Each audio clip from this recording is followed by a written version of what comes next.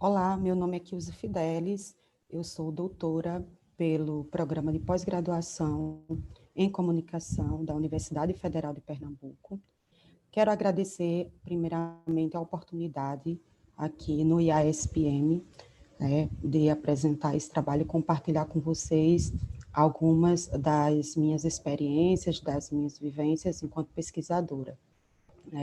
Primeiramente, eu gostaria de basicamente contextualizar, né? Eu venho pesquisando negritude e música popular brasileira há algum tempo, né? Desde da minha graduação, passando pelo mestrado, pelo doutorado. Hoje sou professora do Centro Universitário Boa Viagem, localizado em Recife. E esse estudo, que se intitula Negritude, Gênero e Sexualidade, diálogos entre estéticas negras e feministas e transexuais na música popular brasileira, é uma decorrência dessas pesquisas, né, no meu doutorado.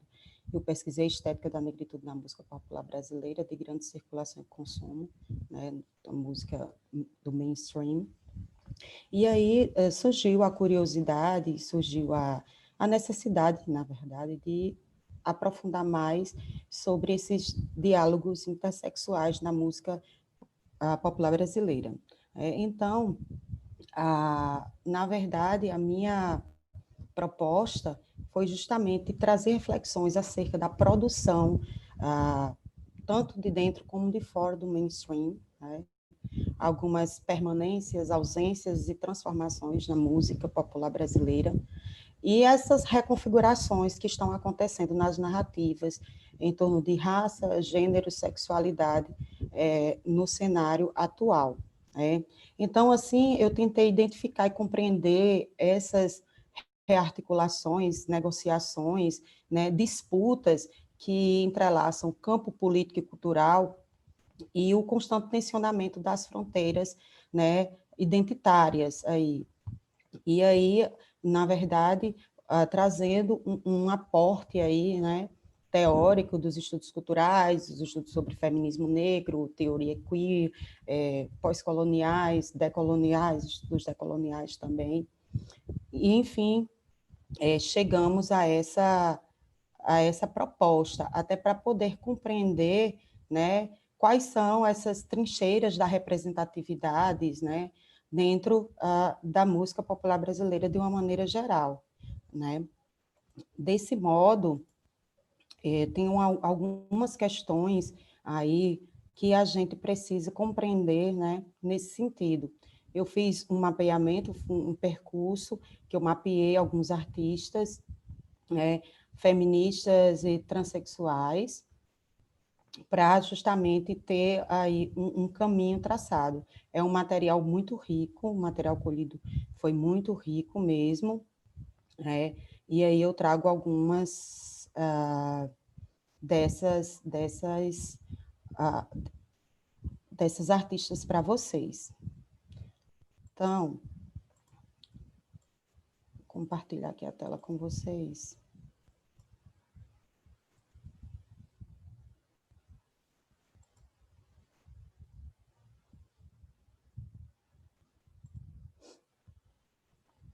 Aqui, né, nosso trabalho, fazendo parte do Simpósio 15, né, Feminismos em Sintonia de Luta, né, a música em contextos de disputa pela igualdade de direitos econômicos, profissionais e culturais das mulheres. Né, e na seção 6, então, está aí o título da minha apresentação para vocês, mas eu quero primeiro, trazer alguns questionamentos dentro do que foi traçado, né, nesse estudo preliminar, que ainda está em desenvolvimento pela gama de material colhido. Tá? Então, uma questão que é sintomática, na verdade, uma não, várias questões são sintomáticas que eu parti, né, é essa questão do deslocamento, né, do significante da negritude. Então, eu faço alguns questionamentos inicialmente, né, sobre essa negritude aí traçada ao longo da história da música popular brasileira, e alguns questionamentos que foram inspirados aí na leitura do Carlos Gadea, Negritude e Pós-Africanidade. O primeiro questionamento é: para compreender esse negro ou negra, deve-se falar a partir do lugar epistêmico da afrocentricidade? O segundo: é possível que, para se elaborar o espaço da negritude, tenha que se falar do mesmo lugar epistêmico? Há possibilidades de se construir uma negritude sem africanidade? E quais são os novos espaços da negritude, que o Gadea cita, ali em outro contexto, e eu vou trazer dentro da música, né? E como são acionados esses espaços de negritude. E aí esses questionamentos vão ser direcionados a partir das narrativas transfeministas e transexuais, né? Primeiro que essa questão do grupo de pertença, do grupo de referência, que o Gadea nos traz, né, para tentar problematizar, é bem rico, né? Hoje a gente tem contextos de referência, a gente não tem mais lugares fixos de referência, né? A gente tem variações da experiência negra, como sempre houve, né? Essas variações sempre existiram, e a gente tem marcadores de diferenciação social. Dentro disso está a questão de raça, gênero, sexualidade e até de residência, porque com o levantamento foi observado que esses lugares de referência e de residência, né, são aí problematizados nas canções, assim como das experiências feministas negras e transexuais. Nesse sentido, a gente pode pensar, né, a partir dessas questões, aqui, em que lugar, né, a gente pode direcionar esses questionamentos a partir de compreender a interseccionalidade na música brasileira, né? A questão de lugares de fala e de representatividade, a própria trincheira da representatividade nessas canções, né? Os novos espaços de negritudes formados a partir aí, também das variações de experiências, né? E os acionamentos identitários ali fazendo parte de reivindicações em meios a disputas simbólicas, né? Então, nesse sentido, a gente, quando trata, por exemplo, de uma correspondência, que é muito comum na música popular brasileira, entre grupos de referência e grupos de pertença, a gente não tem aí esse ponto de partida tão fixo, né, como se tinha anteriormente, que a gente vai perceber. Quando se fala, por exemplo, nessa correspondência, que ela está diluída, né? Então, o espaço de negritude e a referência à africanidade, ela não é mais uma narrativa constitutiva, como a gente vai perceber em algumas canções, mas ela volta, né?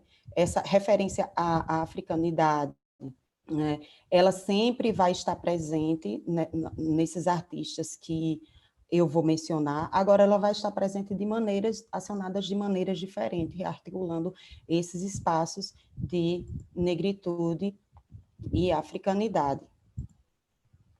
Nesse sentido, eu trago aqui para vocês uma...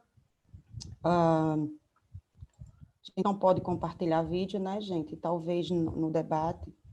Então, eu fiz aqui um quadrinho para vocês, de algumas artistas, né, que algumas permanecem e tal, para vocês entenderem como há um pouco há um pouco que se pensar nessa rearticulação, né, da africanidade como um grupo de referência e da negritude como um grupo de pertença. Então, por exemplo, a Elza Soares aqui. A Elza Soares, em 2015, ela lança A Mulher do Fim do Mundo, né, seu 32º álbum, e é uma artista que tem aí muitas décadas de carreira e que teve essa narrativa sobre negritude e africanidade bastante presente. Como a gente é comum na música popular brasileira, a gente tem alguns nomes, né? No samba, principalmente, é muito comum, a referência à africanidade, a referência ao sagrado feminino, a referência à religiosidade. Então, eu trago aqui algumas sambistas, né? Que se pode chamar de sambistas, horas sim, horas não.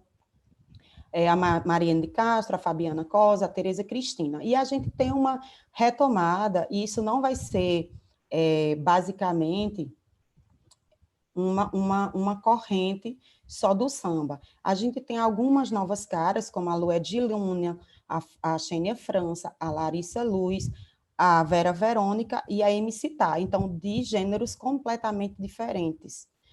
Outra coisa que foi bastante observada é que o rap feminino está muito forte. E esses lugares, essas experiências de negritudes femininas e de transexualidades, elas estão muito fortes no rap e no funk, tá? Outras que não estão nesse universo, nesse gênero, né? Por exemplo, a Lued, ela traz uma ancestralidade, um discurso de negritude mais ligada à africanidade, a Xene em algumas canções, e você tem a Larissa, a Vera e a MC Tá, que misturam gêneros aí, e principalmente estão ligadas ao rap, que vão trazer também suas experiências de negritude cotidiana. Outras aqui, né, que algumas, como as anteriores, algumas estão no circuito do mainstream, outras não, né? A Isa é uma grande artista aí do circuito, né, mais pop, tem grande alcance, circulação e consumo, também faz o que a gente poderia, o que eu nomeei na minha tese de negritude pop moderna, a Carol Conká, a Preta Rara, as meninas aqui da nova geração, a Tasha e a Tracy, Negra Lee, que já tem uma estrada, a Tássia Reis, as Psicopretas, que é um projeto, a Flora Matos, a Drica Barbosa, MC Carol, a Agnes Nunes e a Gabis. Então, tem todos os gêneros, mas o rap e o funk vão dominar aí a cena dentro desse discurso feminista, negro, e de empoderamento, enfim, lugar de fala, de representatividade. Aqui eu trago para vocês as pessoas ali classificadas como LGBTQ+, né? A Lineker, a Urias, a Maju, o Rico da Laçã, a Linda Quebrada, a Jupe do Bairro, não recomendados, Pedro Kimura e a Front MC e Quebrada Queer. Então, não necessariamente, algumas aí são trans, outras não, algumas, como é popular no Brasil, chamar até aqui, que a gente tem, em alguns clipes, deixa a bicha falar, deixa a bicha dançar, enfim, esse compartilhamento, né? Nesse sentido, eu trago aqui alguns links para vocês, né, que vocês podem consultar, a Oração da Linda Quebrada, essa parceria aí do Emicida com a Maju e a Pablo Vittar, quem tem joga, né, Drique Barbosa, de muito empoderamento feminino, de liberdade sexual, enfim, de liberdade de escolha, 100% feminista também, bastante nesse sentido. Bonecas Pretas, da Larissa Luz, que bem também dentro da defesa da negritude, mais de um cotidiano mais comum, não necessariamente periférico, mas que também traz à luz da discussão essa questão de bicha preta e do Lineker, né? Nesse sentido, a gente tem, além da quebrada, oração, vocês podem consultar esse clipe, eu trouxe só a imagem para vocês, que realmente, como diz o título da canção, é uma oração, né?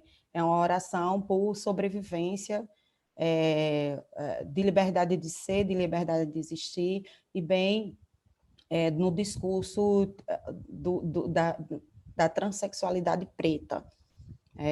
Aqui o Amarelo, com a Maju e a Pablo Vittar e o Emicida, que também está tendo muitas parcerias, um mundo que é completamente dominado, né, por masculinidades, está se abrindo, tem muita participação, eu trouxe algumas também, naqueles links tem alguns feeds, né, enfim. Aqui a Urias, né, no clipe de ABBA, falando basicamente fazendo uma crítica, né, a essa ideia do pecado em relação à sexualidade, bem também no sentido de liberdade sexual, liberdade de ser, de existir. Rico Dalassan, que faz aí, não é trans, né, mas tem um diálogo fortíssimo com esse empoderamento em relação à negritude e à sexualidade. Lineker, também aí de uma nova geração, né? Pedro Kimura e Afronta MC, também, assim, são bem, não estão dentro ainda completamente do mainstream, mas tinha um discurso bem forte em torno da sexualidade e do racismo. As psicopretas, né, que trazem um discurso questionando o colorismo no Brasil, né, é bem interessante, o discurso delas é bem questionando a questão da mestiçagem, da desautorização, né, do discurso de negritude a partir da classificação de parda, né, então elas trazem esse questionamento e também de empoderamento, enfim. A Drick, a Carol Kancay e a Glória Groover, né, a Glória é trans, e aí a gente tem também que é bem comum nas letras da Drick e da Carol Conká, esse empoderamento feminino, essas letras reivindicando um lugar na música, um lugar na sociedade. Aqui o 100% feminista, MC Carol e Carol Conká, também um discurso feminista negro mesmo, assim, bem forte, bem articulado. A Larissa Luz, com Bonecas Pretas, sobre as referências de negritude que a gente tem aí no mundo, né, da própria estética, da beleza. A Xênia França, então vocês veem que o próprio discurso de africanidade, ele volta em alguns artistas, inclusive nas MCs e tudo mais, elas sempre ou fazem uma referência a ancestrais, né, escravizados, né, ou a orixás, ou a religiosidade, ou um diálogo com referências do Atlântico Negro, como a gente pode ver em algumas canções da Tasha e da Três, por exemplo. A Negra Lee, que a gente pode, nesse clipe, Brasilândia, que ela traz a negritude ali, a negritude e o gênero, mas pautado também no lugar de residência, né, na periferia, o discurso periférico está em várias MCs, a gente pode identificar, a Tasha e Trace, que são aí Tatashi, Trace e Ashira, acho que tem alguns trabalhos juntas, e também reivindicam um lugar ali no rap, a questão feminista, enfim, a gente pode conversar mais no debate sobre isso, e eu posso comentar mais os clipes e exibir algumas partes para vocês, para a gente tensionar, porque são muitas questões aí envolvidas para a gente discutir essas referências, né? A própria questão de africanidade, negritude, desses novos espaços de negritude que tem ali uma negritude pautada por variações de experiência e essas variações, como a gente pode perceber no decorrer do trabalho, elas estão muito ligadas à questão da violência doméstica, da liberdade sexual, de espaços no mercado de trabalho, espaços no mundo da música, assim como as narrativas transexuais. também estão pautadas dentro desses mesmos norteadores, né? Eu posso chamar assim de norteadores. E para encerrar, a gente pode aí pensar como é feita também a apropriação do legado político e cultural do chamado Atlântico Negro, que a gente pode problematizar também, e a partir dessas referências que eu trouxe aqui, né, o deslocamento desse significante de negritude, entre interseccionalidade, lugar de fala também, e a própria ressignificação da que fica aí para a gente tentar compreender esses estacionamentos identitários, essas trincheiras, né, de representatividade, e como esses novos espaços de negritudes vão se reconfigurar a partir dessas narrativas.